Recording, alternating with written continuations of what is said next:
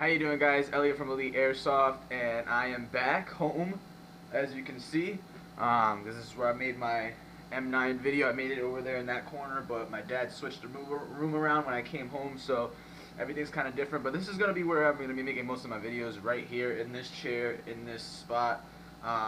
It's close to my bed, close to where I keep all my guns, so it's very easy to grab things and just switch everything up. So obviously you guys know what this video is. It's going to be the review of my A&K custom made Masada, and I'm going to go over, in case you didn't see my unboxing video, I'm going to go over what makes it custom, and I'm going to go over what you should do with the gun when you get it, what problems you may run into. Not that they were major or anything, so if you're thinking about getting the gun, do not worry, it's a perfectly fine gun.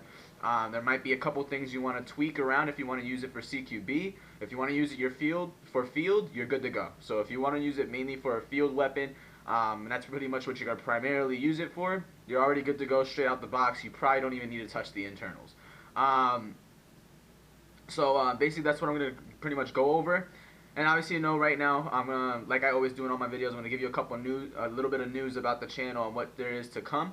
So basically, what we have going on here is, obviously, this is the review for the Masada. We're gonna get that out the way, and I have decided on which I'm gonna buy, which is on my last update video, between the KWA MP9 or the KWA MP7 licensed by H&K. So I actually bought one. I'm not gonna tell you which one. It'll be a surprise. So when I do the unboxing, it'll be the first time for you guys to see what I got. But I did already place the order. It's coming in on next Tuesday, so you can definitely expect a video on Tuesday, because I do have that day off from work, and I will be making my unboxing video that day. So this is gonna be just a review on the Masada. Then after that, I'm probably gonna make a review on my M4. I'm gonna try to figure things out. So we'll see what we have. There's a bunch of videos I have in my head that I want to make. Gameplay videos are gonna be coming up pretty soon. I'm gonna be going up to New York and Hudson Valley to go play airsoft at their field very soon, which will be in like the next week and a half. So definitely gonna get some good gaming footage there. So moving on, I'm gonna jump right into the review here. This is my A&K custom made Masada. So probably the first thing you notice on the gun since I last got it, if you watched my unboxing video, will probably obviously be this sight right here. This is a Diamond Tactical holographic sight. I did not want to spend too much money on a sight, especially being that it's airsoft, and these work just fine because I have used these Diamond Tacticals before and they work awesome. These can actually take a BB and it will be fine. So if it actually gets shot in the lens with a BB, you're gonna be all right. So don't worry about it. It could probably take anything up to around 380 to 400 FPS. Anything higher than that, you might be in trouble. But this did not cost me that much. It cost me around 40 bucks or so. It was really nice. It was a really nice price for the sight. It's full metal. It's a nice sight. I honestly I love it, and it works pretty well. But yeah, really nice. Just look through. I'll show you the sights a little later. But let's go over basically what the gun has, what the gun is, and basically just some information about the gun. So what we have here is obviously what the Masadas do not come with. All the Masadas have that polymer lower handguard with no rails. This one I've actually had put on a rail system right onto it. So it's a metal Picatinny rail system, so you can mount flashlights, foregrips, lasers, PEC boxes, all that type of stuff. It's really customizable now, as opposed to the polymer handguard that the Masadas usually come with, where you did not have too many customizing options and you had to buy a rail system in order to do so. It's also got a shortened outer barrel and a shortened inner barrel for CQB. As you know, Masadas are a lot longer than this, but this is a CQB version. It is meant for CQB, but you can use it for field, so don't worry about it.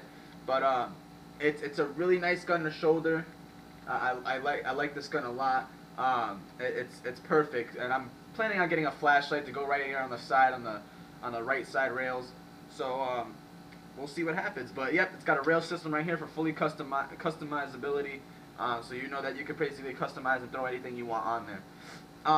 Moving on, what we have is a full metal upper receiver. So your whole upper receiver where the trades cut off, from there up and forward is all metal, so it's really constructed well, and you know it's going to be pretty durable. Even the bottom half is a nylon polymer, so you know it's going to be really, really sturdy, really durable. I could drop it, I don't have to worry about it, pick it back up, get right into battle. So it's perfect. The magazines, which I don't think I went over in the last video, but the magazines were pretty hard to come by. Pretty hard to figure out which ones, because the ones that were suggested in Airsoft GI, the ones that were suggested to buy with the gun, were not the ones that fit this gun. Some of them weren't. And I bought the wrong ones because I like high caps, but I guess I'm going to move into the mid cap family, so I bought the mid caps off of Airsoft Megastore. And these are 120 round Magwell PTS P-Mags.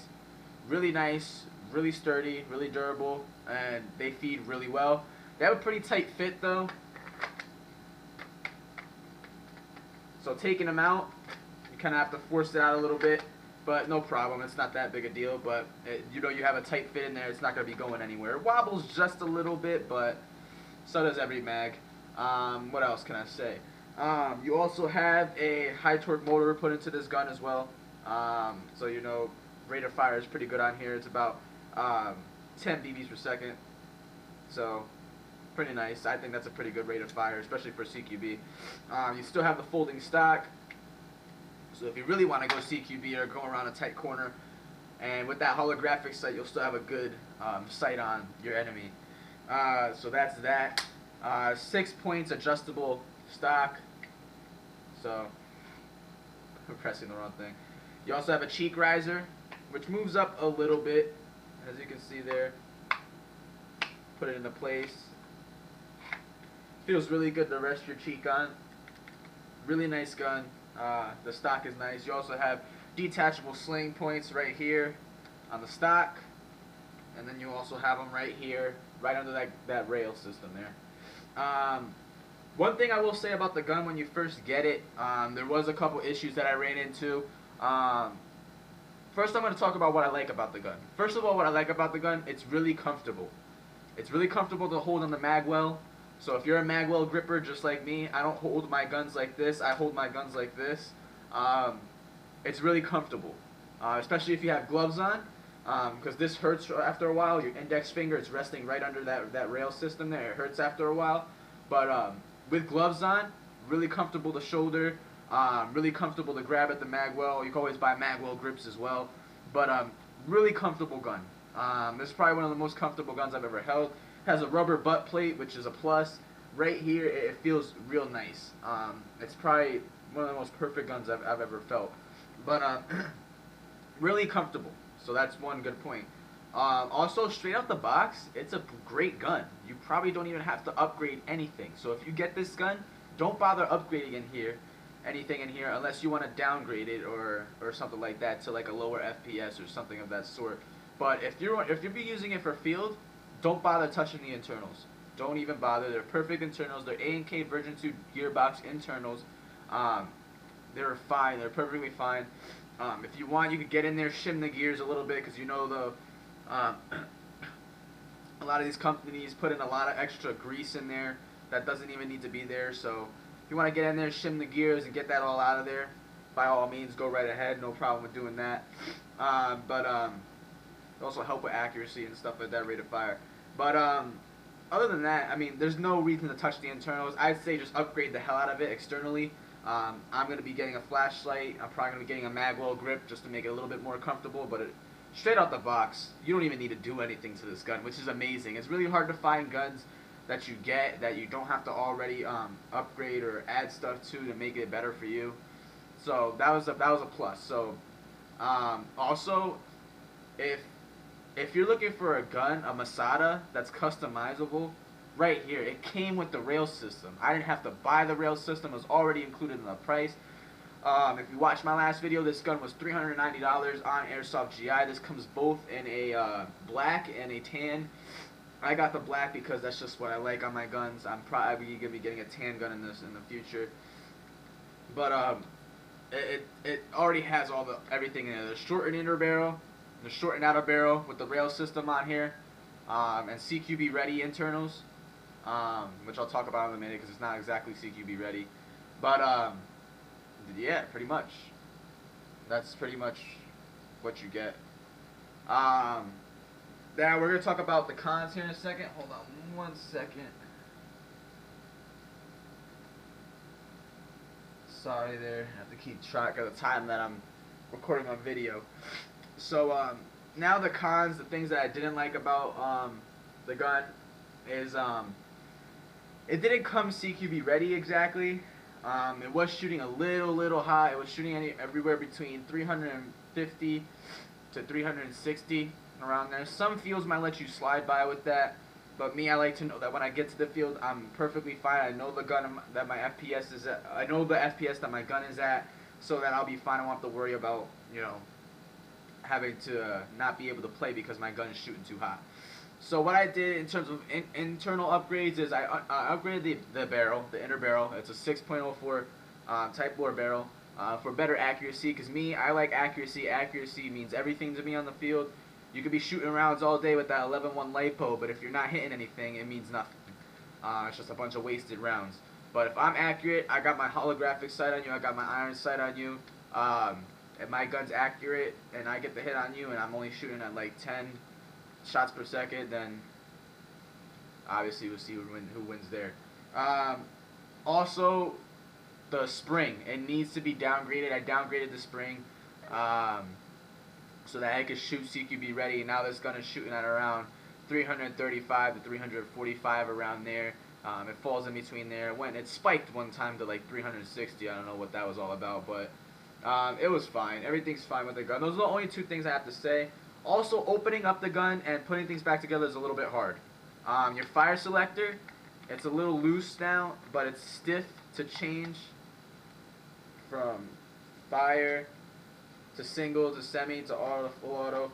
And the reason is because it's just, it was hard to get back in there. There's two gears in there you have to put together, you have to align them just right, and it was a little annoying getting in there. Make sure you tighten all the bolts on this gun. When it came to me, it was a pretty loose, you know, Airsoft GI was working on it themselves, so that's the only issue. Your hop-up system, if you pull the charging handle back, which it has a functioning charging handle, which means you rack the charging handle back, it stays in place to get your finger in there to move the little knob forward or back, more or less hop up. And your mag release, not your mag release, your charging handle, press the button down, which is also ambidextrous on the trigger guard. So out of 5 stars, I give this gun about a 4.5. Just because it wasn't CQB ready when it got to me, and I had to put additional money into it to get the FPS down just a tad.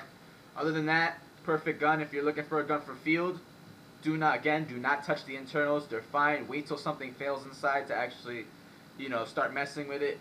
Other than that, it's a perfect gun for field. CQB, downgrade the spring, and you'll be all right.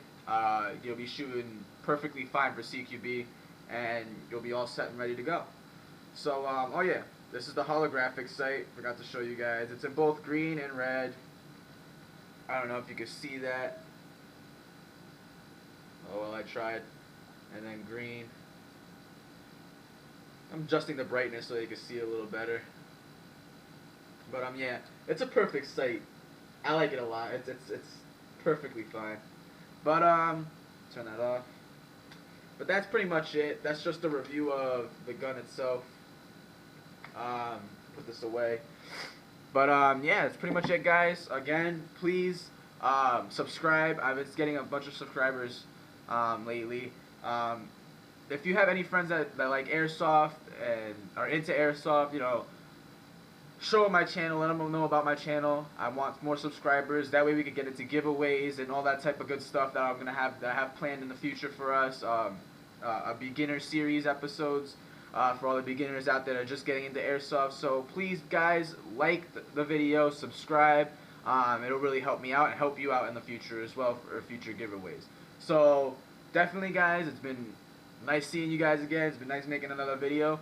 But I'm going to hop out of here. So really nice seeing you guys. So be up to date on my next video, which is going to be coming next Tuesday on the KMP9 or the MP7. So it's Ellie from Lee Airsoft, and I'm signing out.